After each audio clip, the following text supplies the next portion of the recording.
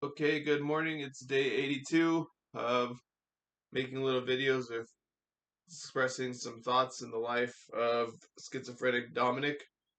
I experienced schizophrenia, but I don't believe that I am diseased or crazy, and I express some sane thoughts to express some amount of sanity amidst the world going crazy, turning things around, and saying that I was insane.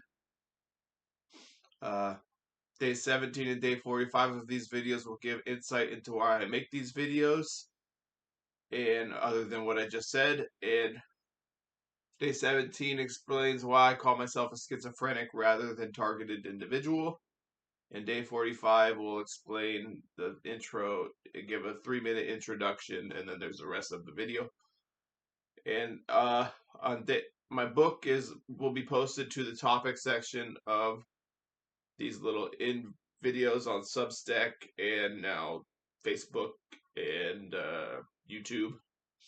And I don't post on Threads anymore, but you can find it there, old ones. Okay, so I'm gonna start today. I give little thoughts and ideas and express things out of books that I read to document the feedback and the synchronicity through time and place and everything, potentially of what the schizophrenic reality. Okay. I was reading in my Lincoln book that originally Congress was opposed to Lincoln. Sorry, Lincoln was by religious institutions when he ran for Congress the first time. Even though his wife, Mary Todd Lincoln, was from a prominent, I think, Episcopalian family, and she had prominent religious people in her family and stuff, and he was still opposed by religious people even so. And I thought that was kind of interesting. Like, we're sitting here, so the power of religion to oppose people in this country, because uh, there's a guy who was like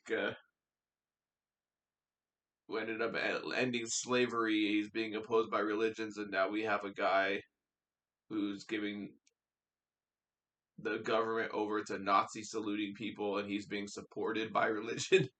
And it's like, okay, I don't know what your religion is, but okay. America's got funny religion. All right, Australian Pink. In my Matthew McConaughey book with the Dooleys, with the Matthew McConaughey went to Australia and he lived with this Dooley family, and they were a little bit crazy. And at the end of his stay, after he left the Dooleys and stayed with this other family, he was at an end of the year party with these people, and they were all laughing at him, and everyone broke out laughing and were like, "How did you live so long with the Dooleys? And those people are crazy." And Matthew McConaughey was like, "What do you mean they're crazy? I thought he was like surprised that they thought they were crazy too." And Matthew McConaughey thought it was just him or whatever. And it turned out to be a big Australian prank that the Rotary Club or whatever the club was that he was going through, that they made him live with the Dooleys to see how long he would last or something.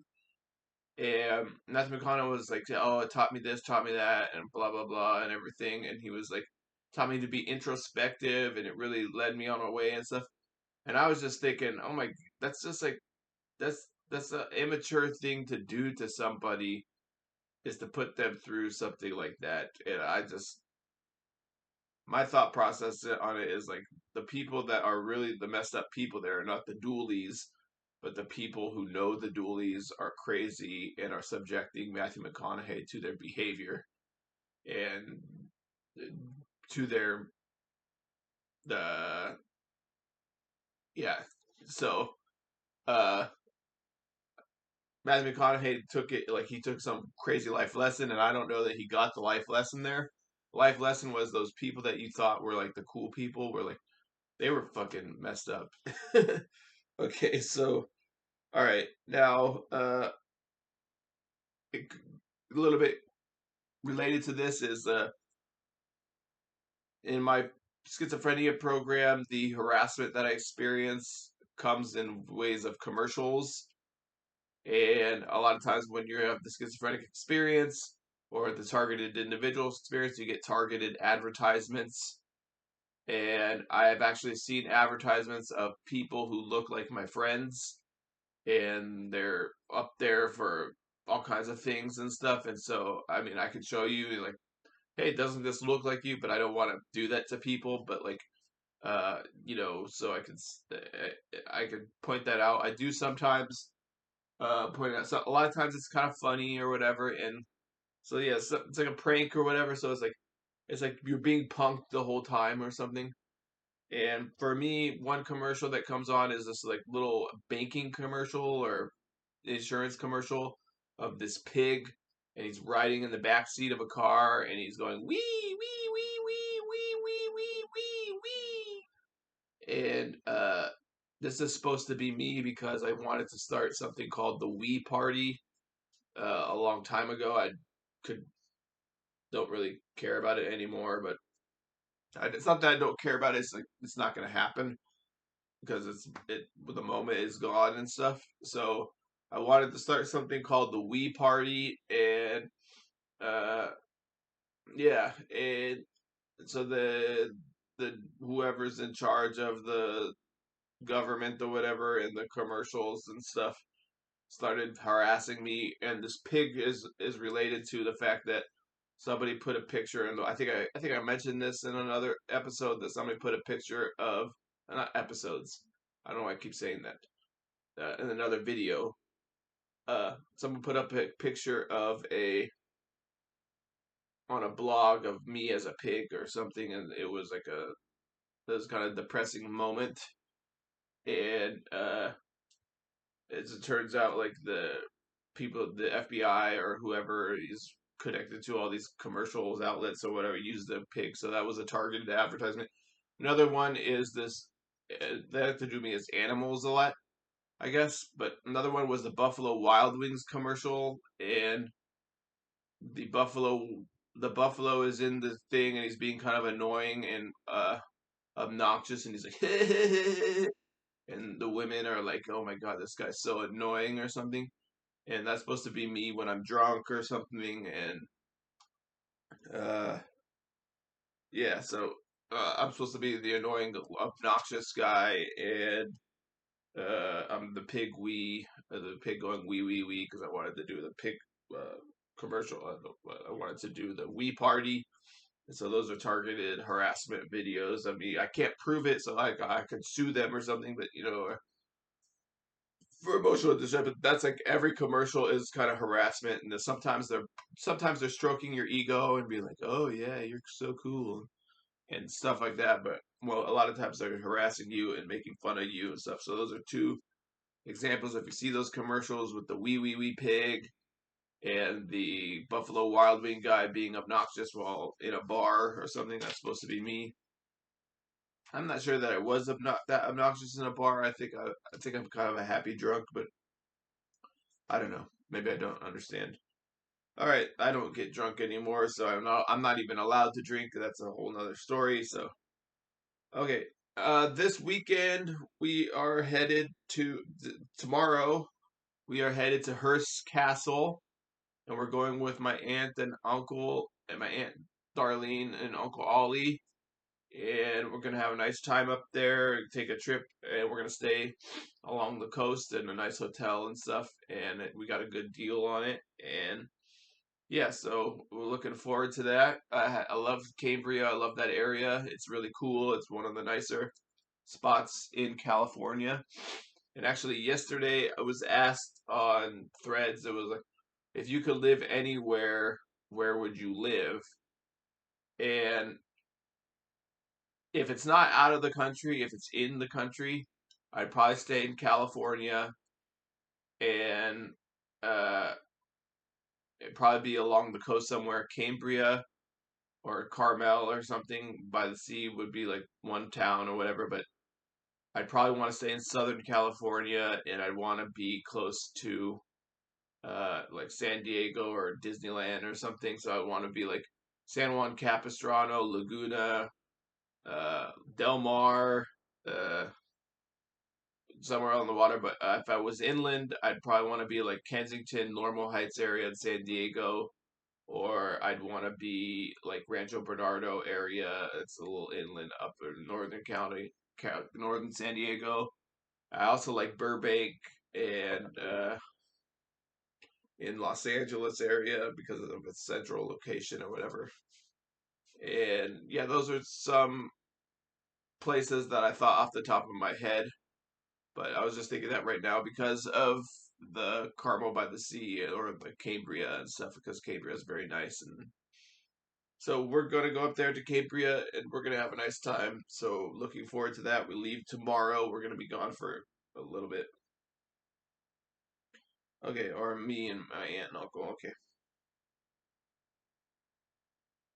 In Derrick Jensen's book, The Language Older Than Words, he's dealing with a beehive. And there's a lot in here that seems to be reference to possibly gangstalking. And I know that Derrick Jensen wrote that book, Welcome to the Machine. And it makes you wonder, like, is he welcoming people to the machine? And is the machine an anti-civilization machine? Or is he just like part of a machine and he's a set up guy to usher people, to bring people in, to reorient them or something? I don't really know. Maybe not, but he seems pretty free in his thinking when he writes and stuff.